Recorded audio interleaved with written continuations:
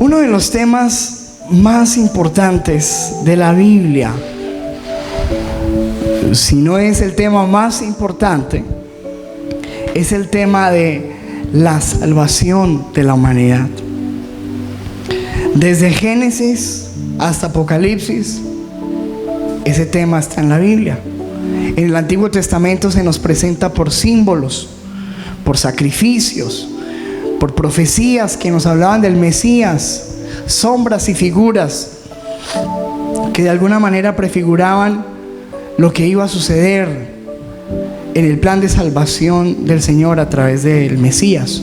En el Nuevo Testamento, Jesucristo es el Hijo de Dios, el Rey de Reyes, que tomó un cuerpo de hombre y se reveló a la humanidad en ese plan de salvación para morir en la cruz. El tema principal de la Biblia es el tema de la salvación. Y aunque toda la Biblia habla de ello, el libro de Romanos es un libro que está totalmente con un énfasis en este tema de la salvación. Este libro habla de lo que Dios hizo para salvarnos, lo que nosotros tenemos que hacer para alcanzar esa salvación que Dios ha dado, y los efectos y los resultados que tiene esa salvación en la vida del hombre, tanto en su vida interior, en su corazón, como en su vida social. Pero antes de empezar con Romanos, necesitamos hablar sobre esa necesidad, la necesidad más grande del ser humano, que es la necesidad de la salvación. ¿Cierto que sí? La gente cuando llega por lo regular a una iglesia buscando a Dios, pues viene porque piensa que tiene una necesidad y están buscando que esa necesidad sea suplida, pero muchos de ellos piensan que su principal necesidad es que el Señor les solucione ese aspecto económico o un aspecto de salud, un problema con los hijos, familiar, etcétera. Pero cuando nosotros llegamos a la presencia del Señor, nos damos cuenta que el Señor nos confronta con la necesidad más grande que tiene el ser humano, y es la necesidad de la salvación. Y les voy a poner un ejemplo muy sencillo. Nosotros, por lo regular, ¿cuándo vamos al médico? ¿Cuándo una persona va al médico? Cuando se siente mal, ¿sí o no? Tiene un problema, y esa necesidad, ese dolor, hace que las personas busquemos un remedio. Cuando nosotros tenemos dolor, el dolor nos lleva a buscar un remedio. Pero la pregunta es, si una persona que se siente bien va al médico, ¿usted qué cree? Por lo regular, ¿cierto que no? Porque dice, yo no tengo necesidad de ir, yo estoy bien. Pero resulta que muchas veces hay enfermedades traicioneras que, aunque no se manifiestan con síntomas, están dentro de la persona, y la persona ignora su enfermedad, y aunque piensa que está sana, no lo está. Y muchas veces esas personas, en ese descuido, mueren. Porque cuando van a buscar la solución, cuando van a buscar el médico, se dan cuenta que la enfermedad ha avanzado demasiado y que ya el remedio no funciona con ellos. Eso sucede muchas veces con las personas que no buscan a Dios, porque no reconocen su necesidad de salvación. Muchas personas caen en este error. Ellos piensan que están bien, se sienten bien espiritualmente, porque dicen, yo no le hago daño a nadie, yo soy una buena persona, yo soy una persona responsable, soy un buen papá o una buena mamá, soy honesto, soy trabajador, soy honrado, amo a las personas, hago algunas buenas obras, estoy bien. Pero la realidad es que esas personas desconocen que están enfermas y que necesitan la salvación. La Biblia nos muestra un caso muy especial. Y antes de empezar nuestro estudio de Romanos, tenemos que entender esta necesidad de salvación, porque de ello habla Romanos. Y este caso es el caso de Cornelio, que esta semana estaba mirando yo las escrituras y me pareció muy interesante. Vamos a Hechos capítulo 10 versículo 1. Dice la Biblia, escuche. Vivía en Cesarea, estoy leyendo la versión internacional, un centurión, o sea, un capitán que tenía el mando sobre 100 soldados, del regimiento conocido como el Italiano.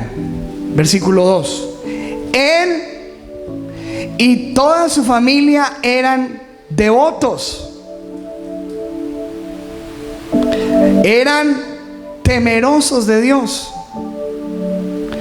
realizaban muchas obras de beneficencia para el pueblo de Israel y oraba a Dios constantemente. ¿Qué le parece a usted ese hombre? Mejor que muchos cristianos de los que hay acá, ¿sí o no? Devoto, tenía a su familia en orden, temía a Dios, hacía buenas obras. En otra versión dice que daba mucho dinero a los pobres y oraba, era una persona que oraba a Dios. Sin embargo, en el versículo 3 dice: un día, como a las 3 de la tarde, tuvo una visión. Vio claramente a un ángel de Dios que se le acercaba y le decía: Cornelio. Él respondió: ¿qué quieres, Señor? Le preguntó Cornelio, mirándolo fijamente y con mucho miedo. Dijo: Dios ha recibido tus oraciones y tus obras de beneficencia como una ofrenda, le contestó el ángel. Envía de inmediato a algunos hombres a Jope para que hagan venir a un tal Simón, apodado Pedro. Tienes que llamar ¿a quién? A Pedro. Y mire lo que dice Hechos 11:14. Él te traerá un mensaje mediante el cual serán salvos tú y toda tu familia. ¿Qué le parece a usted eso? Pregunto yo, ¿era un hombre devoto? ¿Era un buen hombre? ¿Tenía buenas obras? ¿Creía en Dios? ¿Oraba? ¿Era salvo? No. No era salvo. ¿Y por qué sabemos que no era salvo? Porque ahí lo dice. Porque necesitaba que alguien viniera y le hablara ¿qué? Palabras para que él fuera salvo con su casa. Él necesitaba escuchar el evangelio. Amén. Hermano, ni las buenas obras, ni ser una buena persona, ni los ritos, ni las muchas oraciones pueden salvar a una persona. Si así fuera, Dios no hubiera tenido que enviar y haber tenido que hacer el sacrificio más grande, haber tenido que enviar a su Hijo para que muriera en una cruz. Si el hombre tuviera otro camino de salvación, si el hombre tuviera otra opción, si el hombre tuviera la capacidad de salvarse a sí mismo, Dios no hubiera enviado a su Hijo Jesús.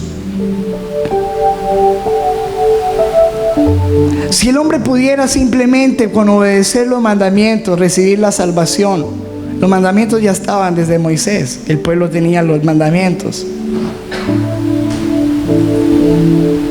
Pero Dios envió a Jesús porque Él es el Salvador y solamente hay salvación a través de Él. Escúcheme lo que le voy a decir. Adrian Rogers lo ponía de esta manera. Nunca se me olvidó algo que escuché hace muchos años. Decía: usted puede tomar a una persona y tomar todas las cualidades de las 7,000 millones de personas que viven en la tierra y ponerlas sobre esa persona. Poner todas las bondades de todos los 7,000 millones de personas en una sola persona. Y aún así, esa persona tendría que doblar sus rodillas, reconocer sus pecados y aceptar a Jesucristo como su Señor y su Salvador para poder ser salvo. Porque el hombre necesita, para ser salvo, número uno, escuchar un mensaje que se llama el mensaje del Evangelio. Número dos, el hombre necesita creer ese mensaje. Y número tres, el hombre tiene que tomar una decisión en la tierra con respecto a Jesucristo, el Hijo de Dios, que partió la historia de la humanidad en dos. Y si a usted le quedan dudas, mire cualquier libro y mire la fecha de su celular y de su calendario. 2015, después de...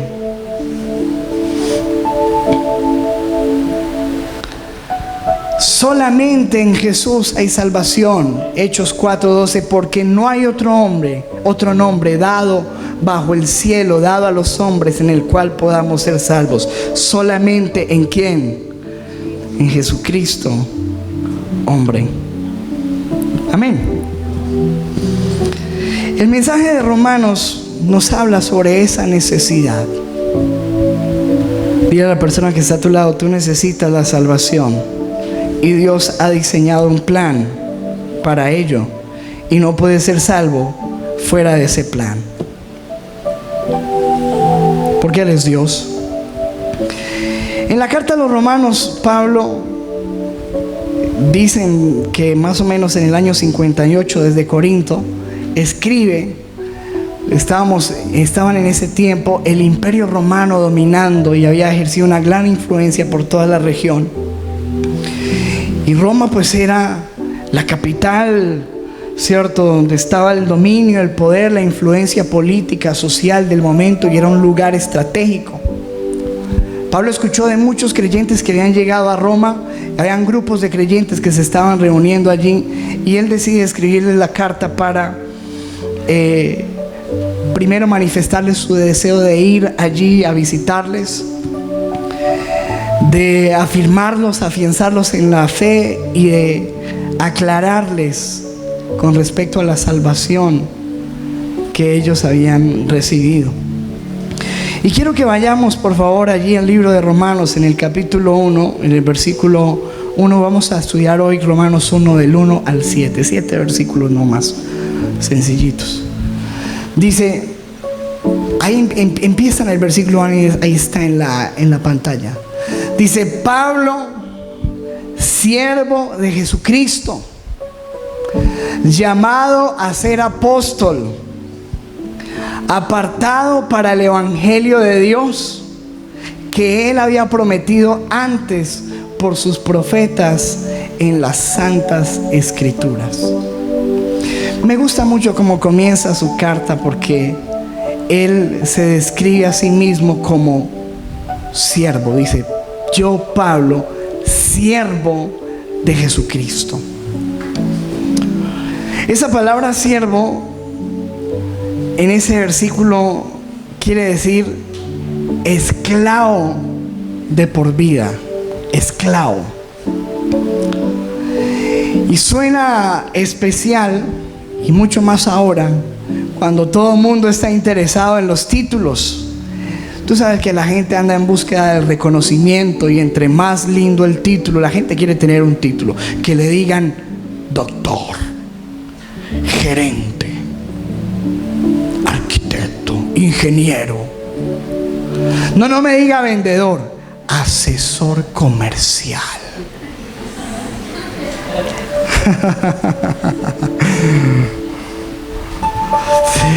Y en medio de una sociedad que busca títulos y que busca reconocimiento, Pablo se reconoce a sí mismo como un siervo de Jesucristo, un esclavo. Un esclavo que antes había sido esclavo del pecado, un esclavo de la religión, un esclavo de sí mismo, porque finalmente todos en la tierra somos esclavos de algo o de alguien. Hay gente que es esclava del dinero, de su trabajo, de sus preocupaciones, de una persona, del pecado, de un vicio, algo que le domina. Pero Pablo dice: yo soy un esclavo de Jesucristo. ¿Sabe usted cómo es la vida de un esclavo? A ver, ¿usted qué cree? ¿Cómo es la vida de un esclavo? ¿Ah? ¿Obediencia? ¿Qué más? ¿Un esclavo para qué vive? Para servir. ¿Sí o no? No vive para nada más. Para servir a su dueño, a su amo. Un esclavo es propiedad de otro, ¿cierto que sí? No tiene ningún derecho sobre sí mismo, porque el derecho lo tiene ¿quién? El dueño.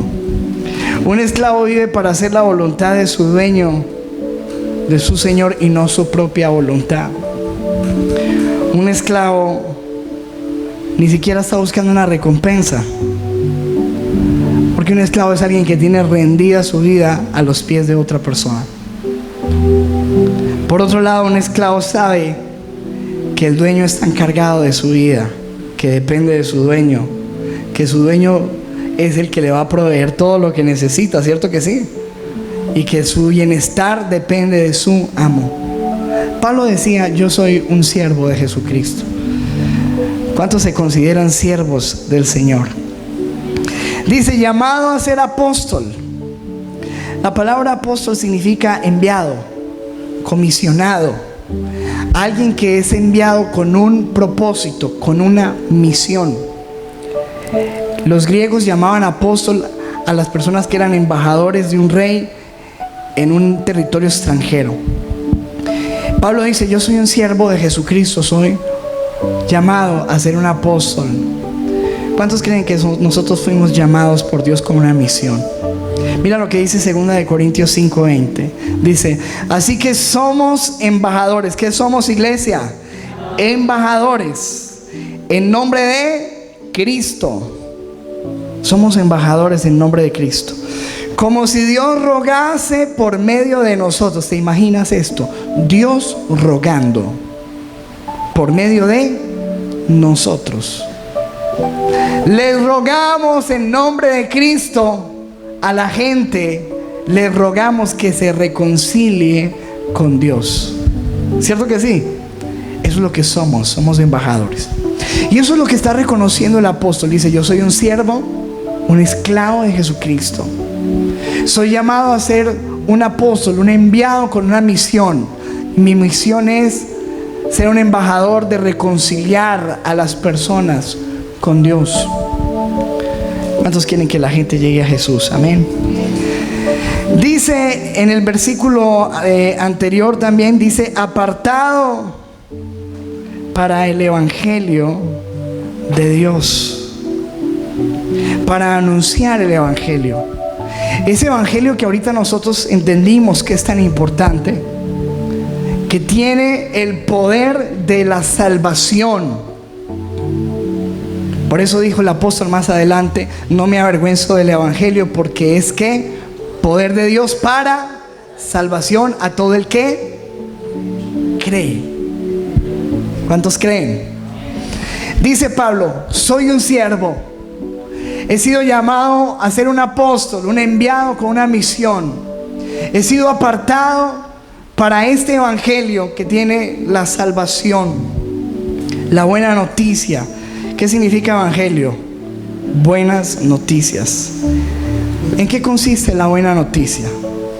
Número uno, que Dios nos ama a pesar de que somos pecadores. Esa es la buena noticia, ¿cierto? Número 2, que Dios ha enviado a su Hijo Jesucristo para morir por nosotros, ocupando el lugar que nosotros merecemos. Y número 3, que Dios nos ofrece en ese sacrificio perdón, salvación y vida eterna. Amén. Ese es el Evangelio. Y el apóstol Pablo dice: yo sirvo, yo soy enviado, yo soy apartado para esto, para esta noticia.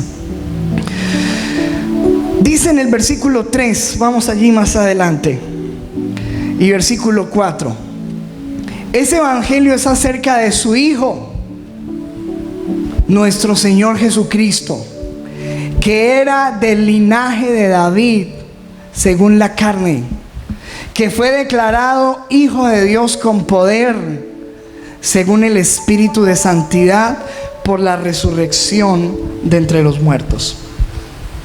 Lo primero que dice el apóstol allí es que ese Evangelio se trata de Jesucristo. ¿De quién se trata esto, iglesia? De Jesucristo. No se trata de una organización, no se trata de una iglesia, no se trata de un pastor, no se trata de un mover, de un ministerio. Esto se trata de una persona que se llama Jesucristo. No se trata de una iglesia. ¿Cuál es la iglesia verdadera? La gente vuelve loca con eso. No hay iglesia verdadera. Hay uno que es la verdad y se llama Jesucristo. Pare de contar, porque el Evangelio no se trata de iglesias. El Evangelio es acerca de su Hijo, nuestro Señor Jesucristo. Amén. ¿Está claro eso o no? Dice, es acerca de su Hijo Jesucristo.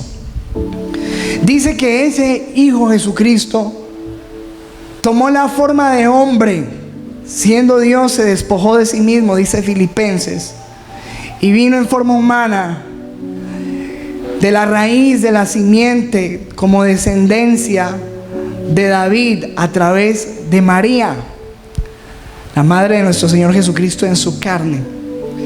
Pero dice que Jesucristo fue declarado ser el Hijo de Dios con poder, por algo que lo diferencia de todos los demás líderes religiosos. Además, Jesucristo no fue líder religioso, ¿cierto? Pero de toda la gente que ha venido a la tierra con un mensaje, Jesucristo fue el único que ha declarado Hijo de Dios, porque hay algo que lo diferenció del resto, y es que Él resucitó de entre los muertos. Esa es la diferencia, ¿cierto? Dice que fue declarado Hijo de Dios con poder según el Espíritu de santidad, o el Espíritu Santo. ¿Quién fue el que levantó de los muertos a Jesucristo? El Espíritu Santo, dice la Biblia, ¿cierto? Dice, y eso es lo que le ha dado la autoridad, el poder, la veracidad, y lo que diferencia a Jesús, lo que ha hecho que Él parta la historia de la humanidad en dos, y que no fue otro que la partió. Antes y después de Jesucristo. Dice, por la resurrección de entre los muertos. Eso es lo que marca la diferencia, que nosotros tenemos un rey que murió, pero que venció la muerte y resucitó, y hoy vive, no se quedó crucificado. No hay que llevarlo por las calles ahí con palos. Él vive, Él es real y Él resucitó. Amén. Con respecto a la resurrección, la palabra dice lo siguiente, 1 Corintios 15, versículo 12. Pero si se predica de Cristo que resucitó de los muertos, ¿cómo dicen algunos entre vosotros que no hay resurrección de muertos? Versículo siguiente, porque si no hay resurrección de muertos, tampoco Cristo resucitó. Y escuche, porque dice en el versículo siguiente, y si Cristo no resucitó, vana entonces es nuestra predicación. Hermano, apaguemos y vámonos, porque aquí no hay nada más. Otra filosofía más. Eso es lo que marca la diferencia. Si Cristo no resucitó, entonces nuestra predicación no sirve, y también nuestra fe es vana. No sirve de nada nuestra fe si Jesús no resucitó. Y si alguien dice que Jesucristo no resucitó, está diciendo que Él es un mentiroso, que su mensaje es una mentira y que todo lo que Él prometió es un engaño y que no hay esperanza para los que creen en Él. Porque el mismo Jesucristo dijo: yo voy a morir y voy a resucitar y vendré de nuevo. ¿Cierto que sí? Así que dice la Biblia, todo lo pone allí en una conclusión. Dice, la diferencia de nuestra salvación es que está basada no en alguien que vino aquí a la tierra con un pensamiento y unas ideas, sino alguien que aseguró y respaldó su doctrina, su enseñanza, su predicación y su vida con algo que nadie más ha hecho jamás, y es de que resucitó. Y si Cristo no resucitó, nuestra predicación no sirve para nada. Versículo 15 dice: somos hallados falsos testigos de Dios, porque hemos testificado de Dios que Él resucitó a Cristo, al cual no resucitó, si en verdad los muertos no resucitan. Porque si los muertos no resucitan, tampoco Cristo resucitó. Y si Cristo no resucitó, vuestra fe es vana y aún estáis en vuestros pecados. Entonces también los que durmieron o murieron en Cristo perecieron. Si en esta vida solamente esperáramos en Cristo y Él no hubiera resucitado, seríamos los más dignos de conmiseración de todos los hombres. Pero ¿cuántos lo creen que Él resucitó y que Él vive? Y si no, hermano, usted está como la propaganda de la vivienda, en el lugar equivocado. Porque los que estamos aquí creemos que Jesucristo resucitó y que vive. Amén. Denle un aplauso al Señor. Amén. Vamos al versículo 5. Dice: por Él, por ese que murió y resucitó, por ese que vino y transformó la historia de la humanidad en dos, por eso recibimos nosotros la gracia y el apostolado para la obediencia a la fe en todas las naciones, por amor de su nombre. ¿Qué recibimos nosotros de Jesús? Diga conmigo: la gracia. Esa palabra es una palabra muy grande, porque gracia significa un regalo inmerecido, algo que tú no puedes pagar, algo que tú no puedes acceder. La gente dice: no, ese muchacho sí se ganó el cielo. No, esa señora sí se ganó el cielo. El cielo no tiene la capacidad de ganárselo nadie. Nadie lo puede pagar, nadie lo puede ganar. Solamente se puede recibir por la gracia y por parte de Jesús. ¿Sí o no? ¿Amén o no amén? Recibimos la gracia y recibimos ese apostolado, esa misión de ir y llamar, de ser embajadores para que la gente obedezca la fe en todas las naciones, porque el Dios nuestro tiene un plan con todas las naciones, por amor de su nombre. Y vamos a leer el versículo 6 y 7. Vamos allí. Entre los cuales estáis también vosotros. Diga conmigo: nosotros. Dígale a la persona que está ahí a su lado: usted también, yo también. Dice: nosotros. Y escuche: llamados a ser de Jesucristo. A todos los que estáis en Roma, amados de Dios, llamados a ser santos. Gracia y paz a vosotros de Dios nuestro Padre y del Señor Jesucristo. Y me impresiona porque dice que eso es para nosotros, pero hay un doble llamado ahí en estos dos versículos. Diga conmigo: somos llamados a ser de Jesucristo. Y somos llamados ¿a qué? ¿A qué? ¿Está leyendo ahí? ¿A qué? A ser santo. Diga conmigo: yo soy llamado a ser de Jesucristo y soy llamado a ser santo. Un doble llamado. Ahora, en el versículo 1 decía llamado al apostolado, a ser apóstol, a ser alguien con una misión. Llamado a ser de Jesucristo y llamado a ser santos. Primero dice llamado a ser de Jesucristo. La Biblia dice en 1 Corintios capítulo 6 versículo 19 y 20. Mire ese versículo tan especial. Dice: ¿o ignoráis que vuestro cuerpo es templo del Espíritu Santo? ¿De quién? ¿Qué es nuestro cuerpo? Un templo. ¿Y de quién? Del Espíritu Santo, el cual está ¿dónde? ¿Cuántos creen que el Espíritu Santo está en nosotros? El cual tenéis de Dios. Y escuche esto: y que no sois vuestros. Versículo 20. ¿Por qué no sois vuestros? Porque habéis sido comprados. Dile a la persona que está a tu lado: tú no te perteneces a ti mismo. Tú eres llamado a ser de Él.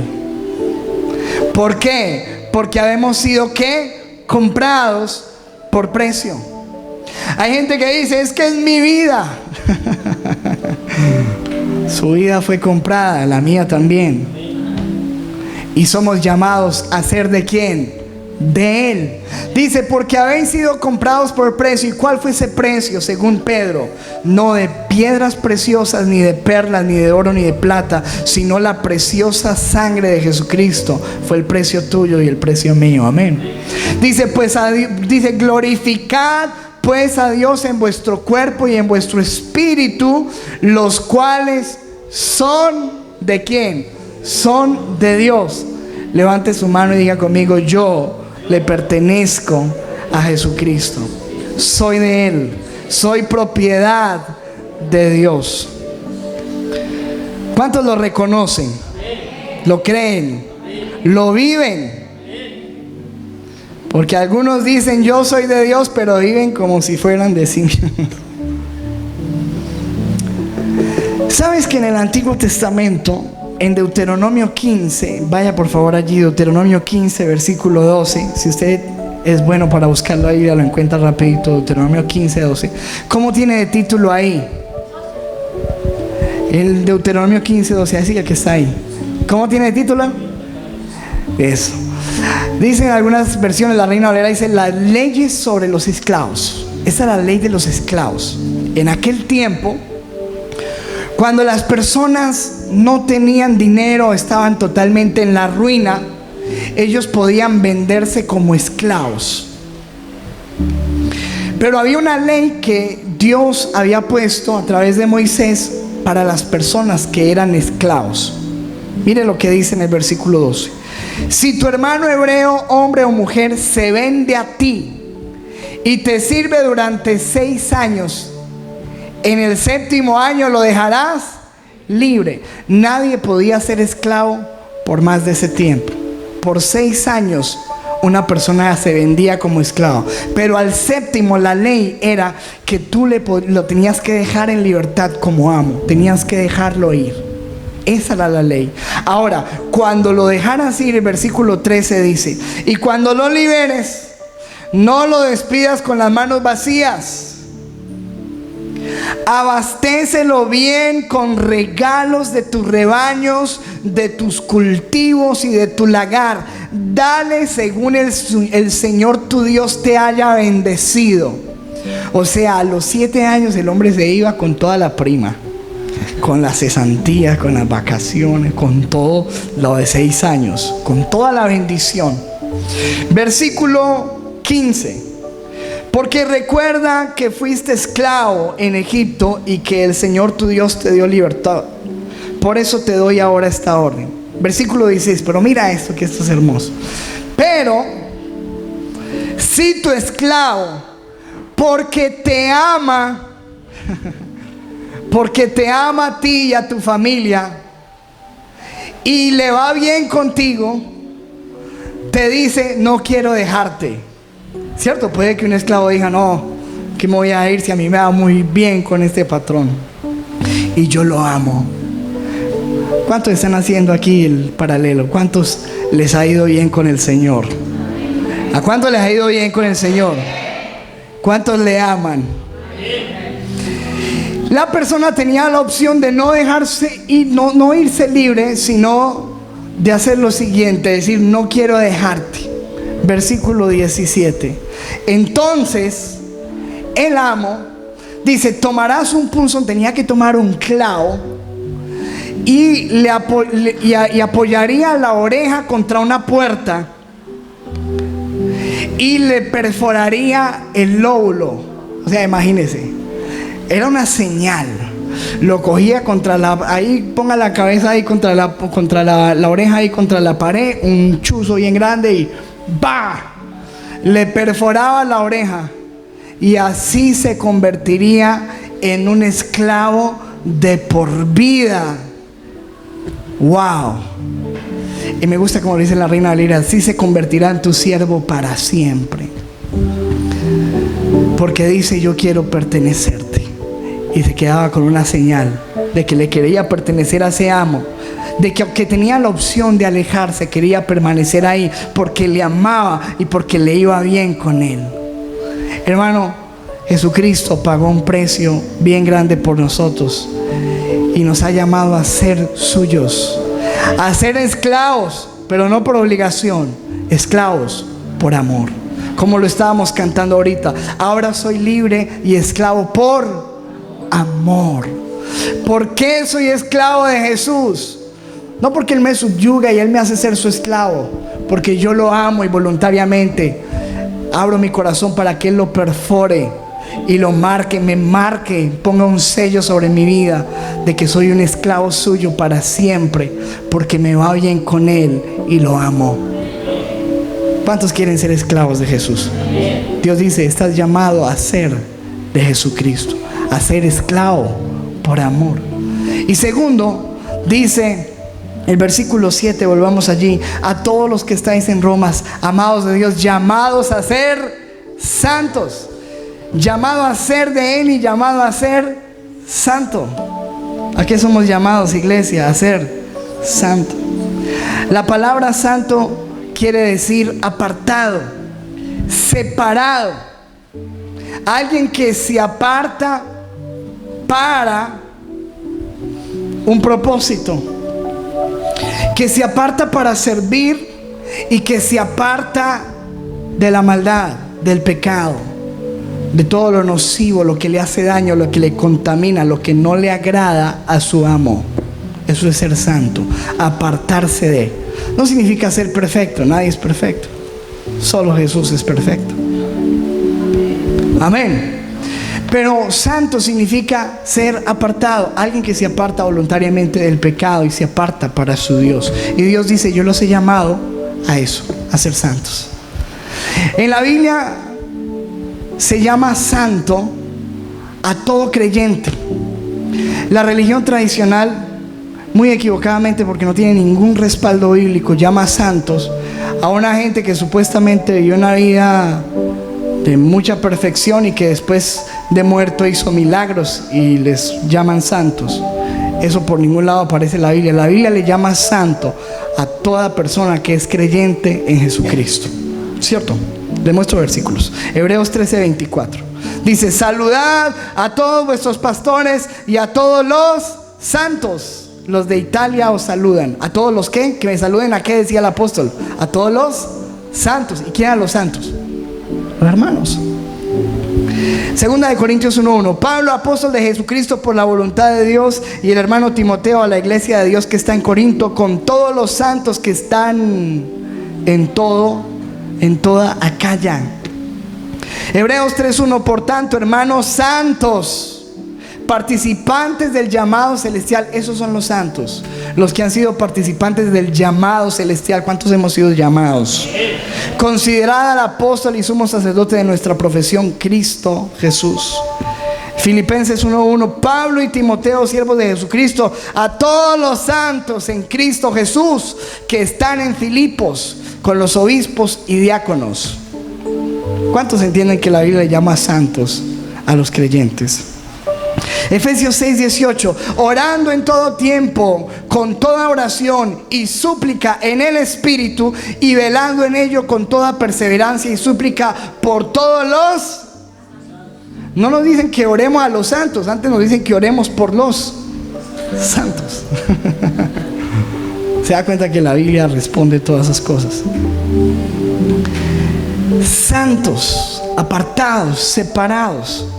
Somos llamados a ser santos. Escúchame, porque estamos hablando de la salvación, pero Dios no solamente te llamó a ser salvo, Dios te llamó a ser santo. ¿Estás entendiendo, amado?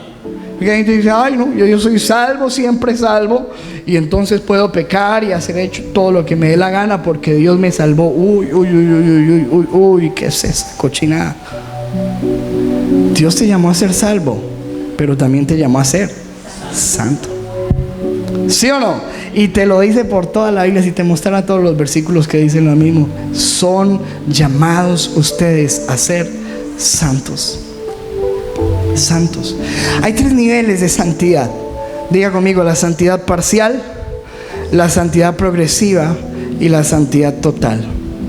¿Cómo así? Versículo 1 Corintios 1:2. Mire lo que dice la Biblia. A la iglesia de Dios que está en Corinto, a los santificados, ¿a quiénes? Santificados en Cristo Jesús, llamados a ser santos. ¿Cómo así? Un santificado llamado a ser santo. Primero, es una santidad parcial, es decir, no completa. Significa santo porque simplemente el hecho de que Dios nos llamó, ya somos apartados, santos para Él. Pero segundo, es progresivo, porque a pesar de que somos llamados y Dios nos llama santos, tenemos que ir en ese proceso de santificación, de cada día irnos apartando más del pecado, de personas, de cosas que son nocivas, de cosas que a Dios no le agradan. Entramos en un proceso progresivo de santidad. Mira lo que dice Apocalipsis 22:11. Deja que el malo siga haciendo el mal y que el vil siga envileciéndose. Deja que el justo siga practicando la justicia y que el santo siga santificándose. ¿Cuántos son santos? Porque Jesús nos llamó. Y santos porque vamos en ese proceso, progreso, esa santidad progresiva, que cada día el santo se va santificando, cada día se va apartando más para Dios, va conociendo más su palabra y va amando más a Dios, y se va apartando del pecado y se aparta para ser una vasija útil y agradable al Señor. Y la santidad total, cuando estemos en su presencia, libres de esta carne y de este cuerpo corrupto. ¿Cierto que dice la Biblia? La meta total. Quiero que vayas a 1 de Pedro 1:14 y voy terminando con esto. Escuche. Título. Quiero que mire el título. Si usted tiene la Biblia, de 1 de Pedro 1:13. ¿Cómo tiene de título ahí en su Biblia, los que tienen la Biblia? 1 de Pedro capítulo 1 versículo 13. ¿Cómo tiene de título? Llamamiento a una semana santa. Ay, perdón. Ay, se me olvida. ¿Llamamiento a qué? A una vida santa. No a una semana santa, a una vida santa. ¿Sabes que otra de las connotaciones de la palabra santo es diferente? Santo es diferente. Una vida santa, es decir, una vida diferente. Somos llamados a tener una vida diferente. Amén. Esto no es un llamado a tener una religión diferente, a tener una vida diferente. No una semana diferente, una vida diferente. Primera de Pedro 1:14 dice: como hijos obedientes, no se conformen a los deseos que tenían antes, estando en ignorancia. ¿Cómo estábamos antes? Sabíamos más de Condorito que de Dios. Una ignorancia total, un desconocimiento de las escrituras bárbaro. Y hay muchas personas que aún en la iglesia permanecen en una ignorancia total de la escritura. Eso sí, se saben todos los reality y todas las novelas y toda la moda y todos los negocios, pero de Dios, ignorancia. Versículo siguiente: sino como aquel que os llamó es, ¿qué? ¿Cómo es Dios? Es santo.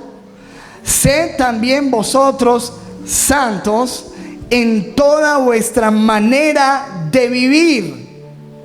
¿En toda qué? Vuestra manera de vivir. Porque escrito está: sed santos. ¿Por qué? Dice Dios, porque yo soy santo. Y eso lo dije desde el Antiguo Testamento, y lo repitió Jesús, y lo dice en el Nuevo Testamento: sed santos porque yo soy santo. No te llamé solamente a que seas salvo, sino que la salvación produce en ti santidad, cambio, una transformación, una vida diferente. Dios no te llamó a tener una Semana Santa. Ustedes celebran la Semana Santa. Nosotros tenemos una vida santa. ¿O esa es la idea de Dios, o no? Porque ¿qué es Semana Santa? ¿Una semana para rezar? ¿Una semana de paseo? ¿Una semana para portarse mejor? Y las otras semanas, Semana Santa. Y esa semana estaba yo durmiendo en una casa, y al frente me desperté por la bulla terrible. 3 personas encerrados con una prostituta toda una noche. Semana Santa. Ayer estábamos a punto de acostarnos con la niña haciendo algunas tareas, y suena más de 10 disparos a una cuadra de nuestra casa. Semana Santa. Vete para las discotecas ahora, para los moteles. Están celebrando la Semana Santa. Pregúntale de qué religión son, qué es lo que creen, qué están celebrando. Porque no hemos entendido, iglesia, que no es a una Semana Santa, que cada año, una semana, nos acordamos y vemos las películas de Jesús en televisión. Dios nos ha llamado a una vida santa, a una transformación, a un cambio, a un respeto, a un temor reverente de Dios, a un respeto por su presencia, por su palabra. A santificarnos, a ir en esa santidad progresiva cada día, y alejarnos de cosas por amor al Señor. Hebreos 12, versículo 14 dice: sigan la paz con todos y la santidad, sin la cual nadie verá al Señor. Amén. Sin santidad nadie verá al Señor, porque no solamente Él nos ha llamado a ser salvos, sino a ser de Él y a ser santos. ¿Cuántos dicen amén?